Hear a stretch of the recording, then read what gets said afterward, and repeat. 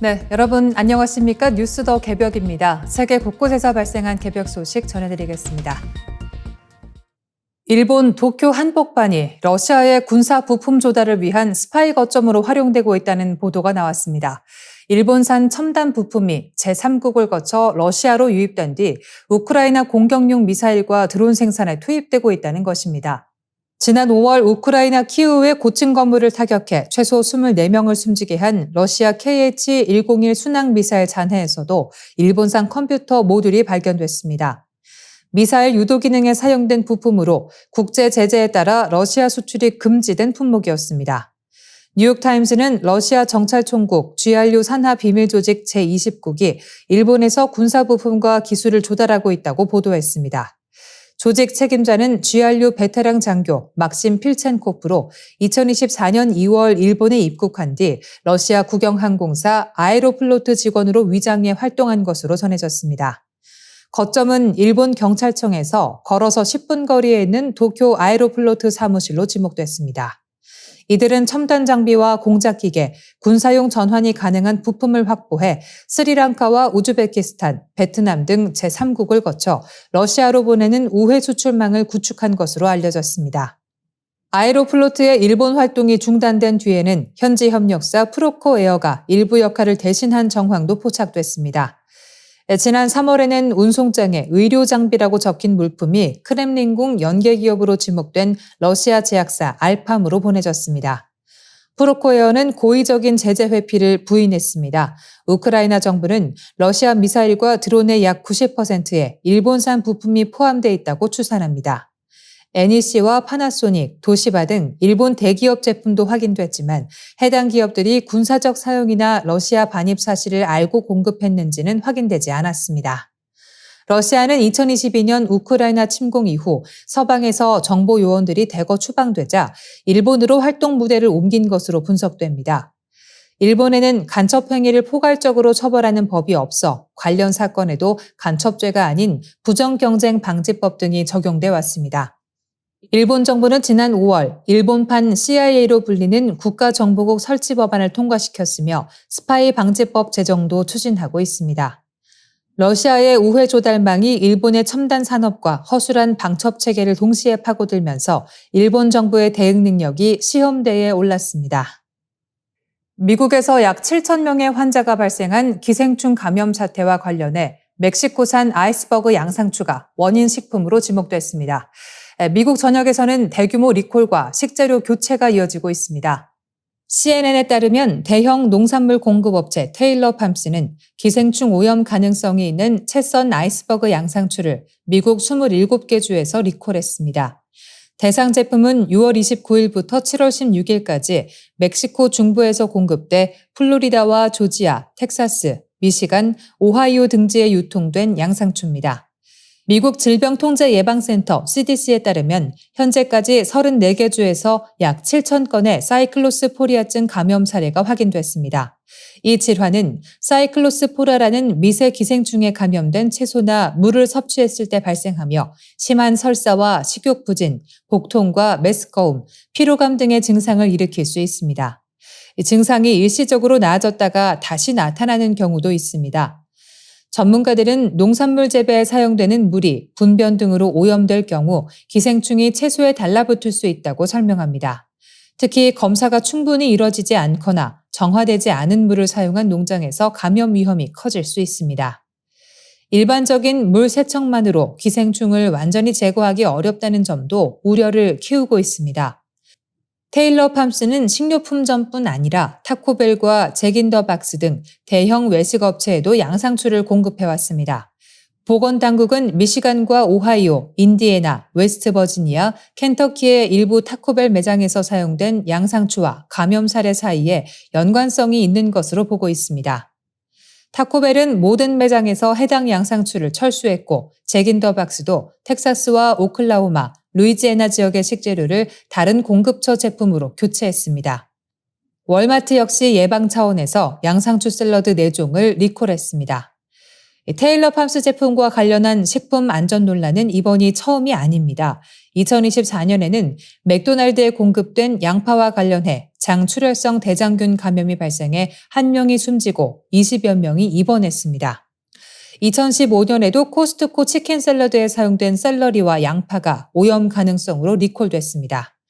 이번 사태는 여러 주와 대형 외식업체에 동시에 식재료를 공급하는 유통구조에서 한 번의 오염이 얼마나 넓은 지역으로 확산할 수 있는지를 보여주고 있습니다. 보건당국은 리콜 대상 제품을 구입했거나 섭취한 소비자에게 제품을 즉시 폐기하고 설사와 복통 등의 증상이 지속되면 의료기관을 찾아 진료받을 것을 당부했습니다. 미국이 이란에 대한 해상 봉쇄를 해제한 뒤 이란의 원유 수출이 폭발적으로 증가한 것으로 나타났습니다. 봉쇄 해제 이후 약 한 달 동안 이란이 수출한 원유는 최대 60억 달러, 우리 돈 약 8조 9천억 원에 달하는 것으로 추산됐습니다. 월스트리트 저널에 따르면 미국의 대이란 압박단체인 이란 핵무장 반대연합은 지난달 중순부터 이달 중순까지 이란이 약 7천만 배럴의 원유를 해외로 수출한 것으로 분석했습니다. 이 가운데 상당량은 말레이시아 인근 해역에서 다른 선박으로 옮겨준 뒤 중국으로 향한 것으로 파악됐습니다. 해상 봉쇄가 해제된 지 약 열흘 후부터 이란 유조선 20여 척이 말레이시아 동부 연안에 잇따라 도착했습니다. 이 선박들은 말레이시아 조후르주에서 약 70km 떨어진 해역에서 선박 간 환적, 이른바 STS 방식으로 원유를 다른 유조선에 옮겨 실었습니다. 이후 원유는 중국 산둥성 등에 있는 민간 소규모 정유업체인 티팟 정유소로 운송된 것으로 분석됐습니다. 티팟 정유소는 대형 국영기업보다 미국의 제재에 노출될 위험이 상대적으로 낮아 이란산 원유의 주요 수입처로 이용되고 있습니다. 말레이시아 인근 해역이 환적 장소로 활용되는 이유도 있습니다. 이 지역은 이란과 중국의 중간 지점에 있고 국가 간 관할권이 명확하지 않은 해역이 많아 감시와 단속을 피하기 쉽습니다. 위성사진 분석 결과 지난 2월 28일 이후 이곳에서 이란산 원유와 관련된 선박 간 환적은 42차례 이루어졌습니다. 이란의 하루 평균 원유와 석유화학 제품 수출량은 지난달 약 175만 8천 배럴을 기록했습니다. 해상 봉쇄가 유지됐던 5월 하루 평균 6만 5천 배럴과 비교하면 27배 이상 증가한 규모입니다. 지난달 수출액만 약 45억 1천만 달러에 이를 것으로 예상됩니다. 이란은 제재를 피하기 위해 그림자 선단도 적극 활용하고 있습니다. 이들 선박은 위치를 알리는 선박 자동 식별 장치를 끄거나 선박 이름과 소유주 정보를 바꾸는 방식으로 원유의 출처를 숨깁니다.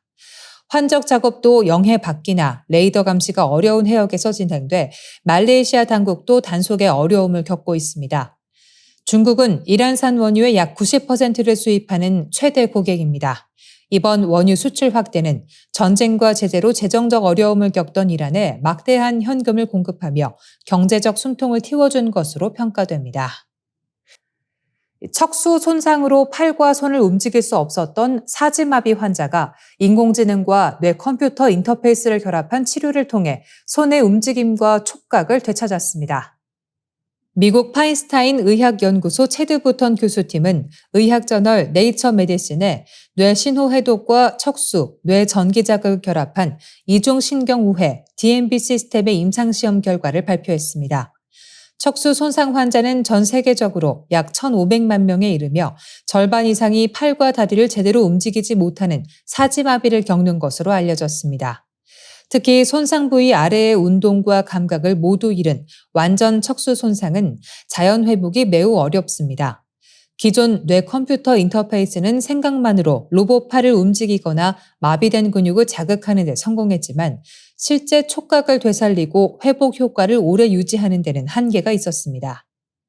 DMB 시스템은 환자가 마비된 손을 움직이려는 순간 운동을 담당하는 되뇌피질의 신호를 읽어냅니다. 이어 인공지능이 환자의 움직임 의도를 분석해 전환 근육과 척수에 맞춤형 전기 자극을 보내 실제 손과 팔이 움직이도록 돕습니다. 손이 물체에 닿을 때 발생하는 압력 정보는 감각을 담당하는 뇌 부위에 전달돼 손끝의 촉감까지 느끼게 합니다. 연구팀은 2020년 다이빙 사고로 완전 사지마비 상태가 된 남성에게 이 시스템을 적용해 3년간 임상시험을 진행했습니다.